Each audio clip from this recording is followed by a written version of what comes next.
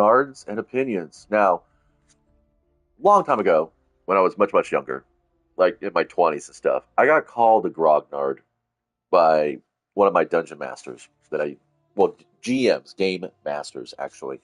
Because at that time, I wasn't playing just D&D. I was also playing things like Star Frontiers, Heroes, not Heroes Unlimited, Village of Vigilantes, that's what it was. Robotech, the role playing game, Battletech, the miniatures combat game, just a bunch of stuff I was playing. And I got called a Grognard by this one GM that I had, who was one time, at sometimes my miniatures combat opponent, at other times my game master. And I kind of took a little offense to that because I didn't understand what the term meant. I thought it was derogatory. At that time, it really wasn't. It just meant that I had enough knowledge and experience around the sphere of hobbying that we were doing that it was a term that was presumably used by Napoleon to refer to his older soldiers that had been with him through the campaigns of the earlier days and was used almost affectionately. So that's the context I'm putting here because I am accepting and starting to own my title of Grognard because now I am much older and have experienced the old their forms of gameplay. Although I don't get it. I mean, why do people say old school revival or Vasar for tabletop gaming? Uh, People call each other Grognard because you're being stodgy and unaccepting of the new school. I really don't see an old school and a new school when it comes to gaming. There's just better mechanics through better engines. That's all it is. When you're talking video gaming, yes, that video gaming, current generation video gaming is far smoother and more elaborate, and I would say prettier than older generations of gaming. I mean, you compare Pokemon Red and Blue to what you get now on the Switch, and wow, it's an entirely different experience. It's like going from Elizabethan text to straight up watching an actual contemporary performance of Hamlet. Uh, Leaps and bounds, leaps and bounds. It's like comparing CGI from the 1980s to what we get nowadays. Although I have seen some CGI out of the contemporary market that is, in my opinion, quite bizarre and very, very trashy looking. Not trashy in the uh, grindhouse kind of way. I'm talking trashy and they put as little effort into those polygons as they can manage. So some Grognard grumbling here, basically. Basically, as women's grumbler. Uh, well, when I was digging trenches, we didn't use all these special tools. We just had a spade, and then we were happy for it. That's not what I'm here for. What I'm here for is basically going to just lay down the idea that when Pathfinder first came out, not the game, the the tool here for Destiny, because that's all these are. These are tools. This is a tool. Complete challenges or rituals and earn rewards, that kind of stuff. All these nodes here will be XP once I clear them. So when the Pathfinder first came up, I was really excited about it. Most of you will probably have remembered that. Because you literally really could pick your own path if you wanted to and select your challenges. If you didn't want to touch Gambit or Crucible, you could totally do that. I can remember even a few paths early on where you didn't even have to touch, you know, you could just float around. I mean, and just go straight through everything. So if your week is like this week for me, is focused on Vanguard because I want to get as many draws, as many rolls for the Warden's Law as possible because I plan to use that weapon as my. Oh, I don't want to do this. No, this is a Grognard opinion. Do not settle for a mission you don't want to take on. Okay, I don't like these random drop missions. I don't. I've never been a fan of random drop missions. Even when I used to play tabletop war games like Warhammer 40,000 in fantasy, uh, even the smaller skirmish games. There were some events that I went to where they went right out of the book, rules as written.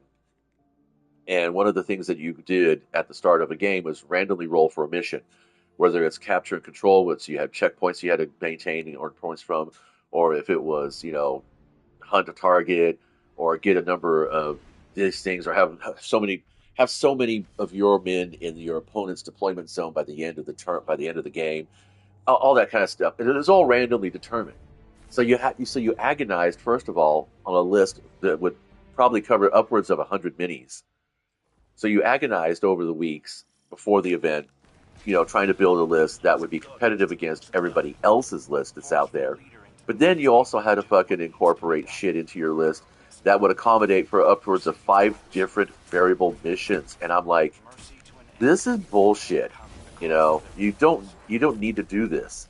And eventually, enough of us grognards at the gaming club and the shop complained and made strong suggestions to the tournament organizers or the event organizers that they went ahead and said, okay, yeah, well then the first 3 rounds of pairings we will do this missions type, and then we'll take an hour break, for lunch and stuff. Because when they say 3 rounds, they're talking like these are like 90-minute games. So yeah, lunch break for damn sure, please, thank you very much. I might even go ahead and lock my car doors and take a nap even. Oh my god, just die already. So yeah, and then they started breaking it up. Like, the first half of the tournament would be, capture and control. The second half of the tournament would be, last minute standing kind of situation. And I thought that was kind of nice. Although, balance wise, it did present some problems because, and of course they made sure that everybody knew what these 2 missions were going to be long before the actual event happened. And I like that. I like going in knowing what my mission is, what my selections are. I mean, I don't understand why we don't have, voting for or a wish list. I have a wish list. I love wish lists. I talked about this yesterday when it came to loot drops, because the loot table is so variable. And I get it. I mean, Destiny is basically a mobile app game at its core. The longer they can keep you playing, the better their numbers look, the more money they can get from their sponsors and their investors. They're measuring hours played as opposed to players being logged in. And then I would love to see the documentation that proves otherwise, but I don't think there is one. I don't think there will be one. I think I'm actually quite on target for this. Because back in Destiny 1, the big thing they didn't want us doing was grinding, and they kept saying, we don't want you guys to grind. There's so much more in the game to take on and challenges you can do, and we want you to have fun doing them, and blah, blah, blah. And it felt like that. And then in Destiny 2, everything really, really changed. Well, let's go ahead and get that finisher blow then. Nope, never mind. I got knocked. There we go. Thank you. And then you die slowly, agonizingly. And then, I die. Okay, there we go. Roundabout. So yeah, being able to vote against, being able to put preferences like, Fallen Saber, or Disgraced, or Sepix Prime, the Devil's Lair, if you wanted to, or just pick a planet, because honestly, what it comes down to is that the Earth missions, I love them all. I grumble a little bit about ways some of them have been tweaked. Like Lake of Shadows is no longer the speed run that it could be anymore because of the Threshers and the extra ads. Well, that's kind of a redundancy, but the extra enemies that you face along the way. I don't like missions like this where you spend so much downtime just humping through the fucking map. It's really fucking bullshit. It really is. It's tedium. It's tedium in extreme. And it's like there's not even targets along the way, There's not even anything to shoot at most times on these kinds of maps. So yeah, if I could say, no, I don't want any Throne World. No, I don't want any, previous seasons arenas. I think the arena maps, the battleground maps and all that shit, like this map was a battleground. PsyOps, see? Battleground EDZ. Anything keyword battleground should just stay in the fucking Nightfall or be in its own separate playlist for those sweat lords who really need to prove something to themselves or are trying to go for better gear. Because the loot you get on a battleground isn't going to be any better than what you might get at, say, just a regular Vanguard off. And that's kind of sad. That's really sad. I mean, if you're not going to, if you're going to make us spend 20 minutes in a fucking operation, then you should fucking at least reward accordingly. It should be rewarded accordingly.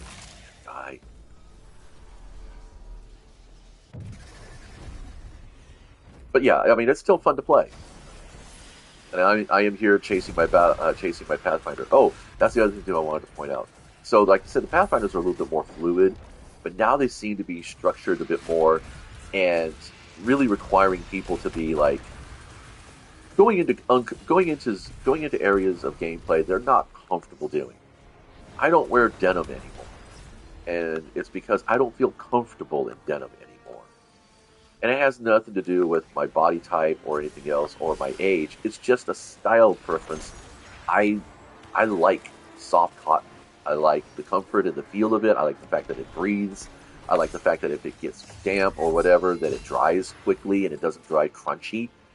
Uh, I like everything about it. But denim, which is basically canvas, it's just too restrictive.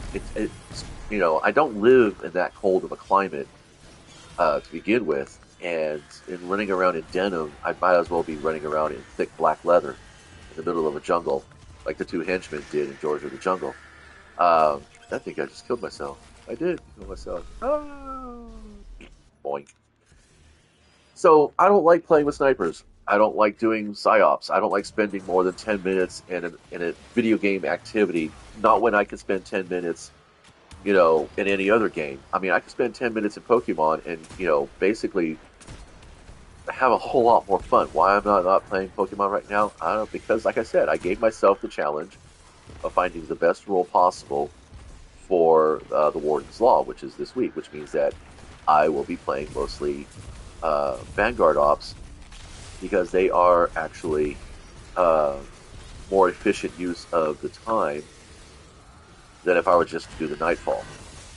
And I like the Nightfall. It's one of those rare updates they do to an op that was originally a planetary strike. That is a really good Nightfall. You should do it. What's it called? It used to be Exodus Crash, but now it's called something else. Let's go to the destinations here. Oh no, actually we go Nessus. Here we go. Basically, yeah, it's the Exodus Crash, but they call it something else now, and I don't even care. Some Promenade is down or something like that. And it's a really good. I mean, the first couple of times I passed through it, I was like, oh man, did they really need to add all this extra crap to it? And then I was like, you know what? Yeah, they did. They did because this is much more fun to play. Well, hurry up and kill them so we can get moving. We got one more of these stupid motherfuckers to do. Oh, something I want to point out now. See this little railway? Okay. Look up H.R. Giger, the guy who designed the Xenomorph for the original Alien movie. He has this nightmare train guard in his old estate. I don't know if you'll be able to still find pictures of it, but it was he had photos of it in his art book, the Necronomicon. I think it was the Necronomicon. One of his art books had pictures of it, and then of course when the internet came around in force for such things, that now you can find you should be able to find some videos of him actually writing it with guests. It's pretty fucking neat. It's super fucking cool, and it's like if I was ever going to buy acres of land at a time to build a house, I would probably build a train garden as an homage to both him and Walt Disney, who also had a train garden, which was really cool. You could probably say that every train at Disneyland and Disney World is Walt's train garden too, but I mean, no, we're talking like on his actual estate. Come on, die, motherfucker. I don't even need to have to get precision shots to kill you. There you go. 50 of them. Ugh. Oh, cool. Now we're on to that. Yay. Hurry it up.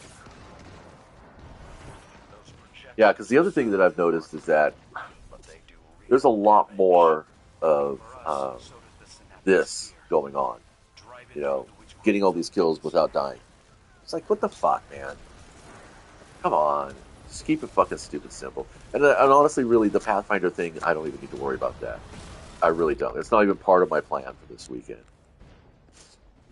And the cool thing is that I don't even have to worry about, getting it all done this weekend, because once you get the gun in your inventory, you can just focus for it in Engram. So, might as well do that, right? Is she dead yet? She should be dead. Nope, she didn't die yet. This thing is like ancient fucking history. How are we struggling? 9 fucking minutes? Fucking sake. There you go. There's the Grognard. There's the Grognard. He'll show up soon enough. Ugh. It's like, why are you hiding your freaking, hoarding your supers? Come on. You can end this jerk. Doesn't anybody else have things to do today?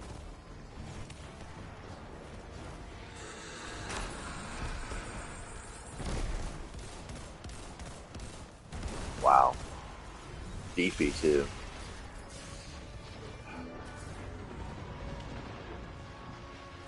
On.